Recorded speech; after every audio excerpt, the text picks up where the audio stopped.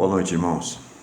Dando sequência ao estudo de personagens da Palavra de Deus, nós vamos encontrar alguns personagens que, na verdade, não têm sequer o nome deles, mas são pessoas que foram usadas pelo próprio Deus na sua revelação para transmitir nestes encontros que Jesus tem com estas pessoas o procedimento, a verdadeira fé exercida.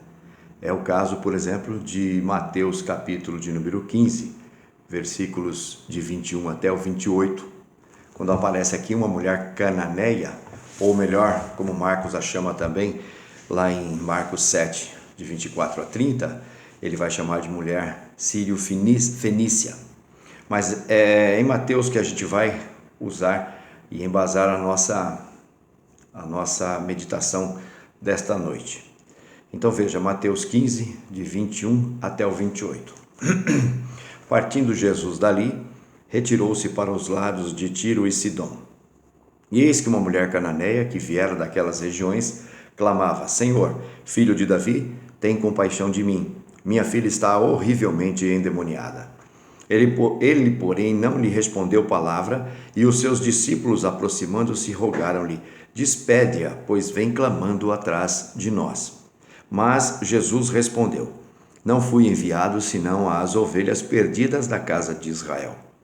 Ela, porém, veio e o adorou, dizendo: Senhor, socorre-me. Então ele, respondendo, disse: Não é bom tomar o pão dos filhos e lançá-los aos cachorrinhos. Ela, contudo, replicou: Sim, Senhor, porém os cachorrinhos comem das migalhas que caem da mesa dos seus donos. Então lhe disse Jesus: Ó mulher, grande é a tua fé. Faça-se contigo como queres. E desde aquele momento, sua filha ficou sã. Tiro era uma cidade portuária ao longo da costa do Mediterrâneo. E Jesus agora definitivamente vai ao encontro dos gentios. É interessante notar que Jesus Cristo também já tem este plano, dando claras evidências e demonstrações de que seu evangelho vai alcançar os gentios. Ele não espera mais e decididamente vai ao encontro destes também que foram determinados, eleitos pelo Pai desde toda a eternidade, e o Senhor pessoalmente levando sua mensagem vai ao encontro destes. O texto de Marcos, que está lá em Marcos 7, a partir do verso 24, indica que ele estava em uma casa. Aqui fala que ele estava a caminho. Bem, na verdade ele queria ali um pouco de privacidade com seus apóstolos. Mas esta mulher de nacionalidade sírio-fenícia começou a gritar o seu nome e a pedir então que curasse sua filha. Mateus revela este incômodo através do encontro com Jesus no caminho. Marcos relata que eles estavam já dentro de uma casa quando a mulher esteve lá para procurá-los. Bem, em primeiro lugar aqui nós vamos ver as atitudes de Jesus que aqui pareciam dificultar este encontro com esta mulher. Veja na versículo de número 24, ele diz: Mas Jesus respondeu: Não fui enviado às ovelhas perdidas da casa de Israel. Ele vai para a terra dos gentios, quer privacidade porque quer tratar com aqueles que estão ali. A mulher então grita por ele, ele parece não querer ouvir sua voz. Ele está ali querendo, talvez, ele sabia desse encontro. Ele está de propósito dificultando este encontro com esta mulher. Ele, porém, não lhe respondeu palavra, e os seus discípulos, aproximando, rogaram: Despede-a, pois vem clamando atrás de nós. Nesse versículo, Mateus relata que os discípulos rogam a Deus que atendam esta mulher para que ela possa parar de importuná-los, para que ela vá-se embora e deixe que eles prossigam em paz. E aí então Jesus vai dizer que não foi enviado às ovelhas perdidas da casa de Israel. Aliás, ele deixa claro que foi enviado. Ele diz assim, não fui enviado senão às ovelhas perdidas da casa de Israel. Significa que ele tinha esse propósito, em primeiro lugar, de atender aqueles que eram seus. Veio para os que eram seus, mas os seus não o receberam, e então João relata que aí então a oportunidade é para todo aquele que crer em seu nome. Quando ele fala a primeira vez com a mulher, diz ainda que não seria bom dedicar bênçãos da casa de Israel a estrangeiros. Ele faz uma comparação e me parece até um pouco ríspida, mas é porque ele está realmente provando até onde aquela mulher vai depositar plenamente sua fé e confiança nele. Tudo leva a crer que as pessoas que assistiam àquele encontro ali estavam convencidas, ou estavam pelo menos sendo convencidas, de que Jesus não iria atender o pedido da mulher, porque ele estava colocando cada vez mais dificuldades, mas dificuldades que para esta mulher se tornaram apenas mais desafios. E então vamos enumerar aqui algumas características desta mulher, do procedimento desta mulher, que nos mostra uma determinação, uma obstinação em em chegar até Jesus Cristo e ser abençoada, ela e sua filha, pelo Mestre, pelo Rei, por aquele que ela chama de Filho de Davi. Veja, em primeiro lugar, ela tem uma grande reverência para com Jesus. Em Mateus 15, vai chamar Jesus Cristo de Senhor e Filho de Davi. Veja no versículo de número 22 do capítulo 15 de Mateus: eis que uma mulher cananeia que viera daquelas regiões clamava: Senhor, Filho de Davi. Chamava ele de mestre e também de rei. Sua agonia era bastante amarga, ela tinha um sofrimento. Ela grita constantemente, ela fala 1, 2, 3 vezes. Ela tem um grave problema. Ela passa por uma situação da qual ela está sendo afligida já há algum tempo. Ela demonstra também que tem um grande amor pela sua filha. No versículo de número 25 de Mateus, ela vai pedir socorro. Senhor, socorre-me. Senhor, ajuda-me. Senhor, eu tenho um grave problema que só o Senhor é quem vai conseguir resolver. Então começa a depositar em Cristo toda a sua esperança. É o problema, a dor e o sofrimento de sua filha, que são todos eles experimentados por esta mãe.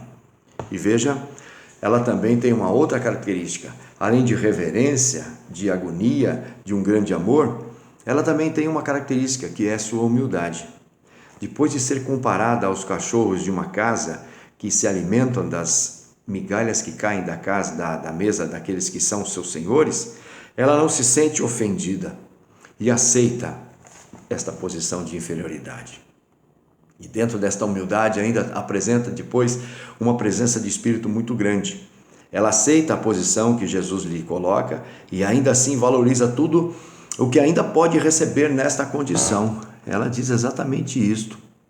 Veja só, ela contudo replicou-lhe: sim, Senhor.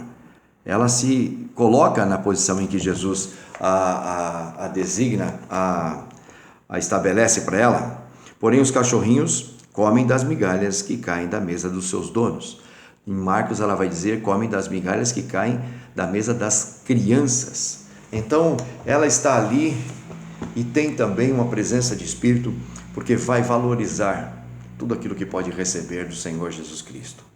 No final, ela apresenta essa fé perseverante, que é um dom que Deus lhe deu, como já havíamos tratado em algumas outras ocasiões. É sempre a graça operante do Senhor, uma graça preparatória que leva as pessoas a ter um encontro com o Senhor Jesus Cristo. É o Senhor preparando o coração, é o Evangelho na pessoa de Cristo se aproximando, o encontro acontecendo. E ela vai reconhecê-lo como Messias, que tinha poder para curar sua filha. Por último, Jesus ainda demora-se para atender o pedido da mulher, mas ele tem um motivo. O versículo 28 vai revelar tudo o que Jesus, na verdade, tinha em mente. Então Jesus lhe disse: ó mulher, grande é a tua fé, faça-se contigo como queres. E desde aquele momento sua filha ficou sã. Sua intenção aqui fica declarada quando atende o pedido dela e cura no mesmo momento, na hora que decide, a sua filha.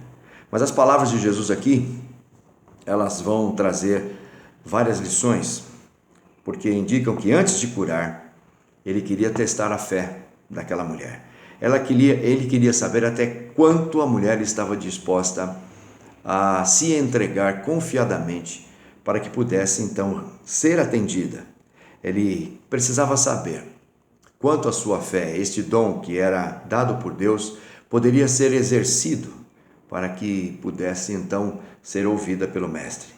Ele queria mostrar a todos, aqueles que estavam ali, tanto seus discípulos como aqueles que acompanharam de perto este encontro, em todo este processo, ele queria apresentar o dom chamado fé. Esta fé, que em todo o seu pleno exercício, pode também trazer o exercício do amor, da confiança, da esperança. Se nós atentarmos bem para a conduta da mulher, nós vamos aprender que em muitas ocasiões de nossas vidas, o Senhor pode muito bem demorar em nos atender para que a nossa fé seja testada, para que ela seja exercida com mais perseverança e dedicação. Às vezes nós nos apresentamos diante de Cristo ou diante do Senhor da vida com um script preparado. E não precisa ser assim no caso, tão somente casos agudos de crises angustiantes, como no caso desta mulher que tinha uma filha enferma, endemoniada. Mas às vezes em outras circunstâncias, nós também, quando vamos fazer nossas escolhas, nós tão somente apresentamos um script, um pedido para o Senhor e esperamos que o Senhor venha cumpri-lo em seus detalhes, em tempos e ocasiões pré-estabelecidas por nós mesmos. E o Senhor deixa claro aqui nesta situação de que Ele é quem monta todas as coisas. Ele é quem no tempo oportuno vai nos atender. E como vai nos atender também é a opção tão somente dele. Ele é quem escolhe a maneira como vai nos atender. Eu gostaria de citar aqui, apenas terminando já, algumas situações que nós encontramos na palavra de Deus, ocasiões que foram apresentadas lá, onde esta maneira de atender aos seus servos é peculiar, é única, é exclusiva do Senhor. Por exemplo, Abraão e Sara esperaram anos até a chegada de Isaac. Depois disso, ele demorou ainda alguns anos para que fosse realmente testado e quando pediu a vida de Isaac. No Novo Testamento também, nós vamos ver que Jairo, ele atendeu Jairo com sua filha e depois, que demorou, mas que depois a ressuscitou. Lázaro, do mesmo modo, ainda esperou mais 2 dias para ir para poder ressuscitá-lo. O Senhor tem a sua maneira de agir, um modo próprio. Nós precisamos nos encaixar nisto e aceitar como soberana a vontade dele. Tudo isso para o fortalecimento de nossa fé, para que Ele também possa provar o seu poder, para que nós possamos acreditar e crer em seu governo absoluto. O Senhor nos atenderá. Isto é certo e estabelecido. Da maneira como Ele vai nos atender e no modo e quando Ele vai nos atender, depende tão somente de sua boa e santa, agradável vontade. Desde aquele dia, com toda certeza, aquela mulher tornou-se uma seguidora fiel, confiante do Senhor, uma anunciadora aonde ela esteve presente, aonde ela morou. Foi encontrada, foi testada, foi aprovada no exercício do seu dom dado pelo Pai, sua fé. Que nós também possamos ser encontrados desta maneira, no exercício pleno de nossa fé, de nossa confiança depositada. Eu sei que nesses dias tem sido, em algumas situações, o teste tem chegado ao limite. Nós temos observado a angústia de alguns irmãos de nossa igreja, com seus parentes, com eles mesmos estando internados em hospitais e sofrendo. Alguns foram chamados à presença do Pai, e nós bem sabemos que isso não significa que o Senhor não nos atendeu. Não significa que Ele não vai nos atender. Todo um plano está preparado. Nossas orações não são para alterar a vontade do Senhor, mas que nós possamos nos encaixar e aceitar soberanamente cada plano estabelecido da melhor maneira, eu tenho certeza, pelo nosso Deus, que quer o bem de sua igreja. Vamos orar. Senhor, tem misericórdia de cada um de nós. Momentos de angústias, de crises, de sofrimentos, de agonias, onde nós pedimos tão somente encarecidamente a Tua misericórdia. Talvez num primeiro momento, a gente até chegue a pensar que o Senhor não nos ouviu e não nos atendeu, mas com certeza o Senhor tem se debruçado para ouvir as nossas orações. E no devido tempo e da melhor maneira, o Senhor vai agir. Dá-nos e resta-nos apenas a certeza absoluta de que o Senhor está fazendo o melhor. Dá-nos esta confiança plena, porque é isto que precisamos. Ter a consciência de que o Senhor nunca perdeu o controle de absolutamente nenhuma destas inúmeras situações que enfrentamos.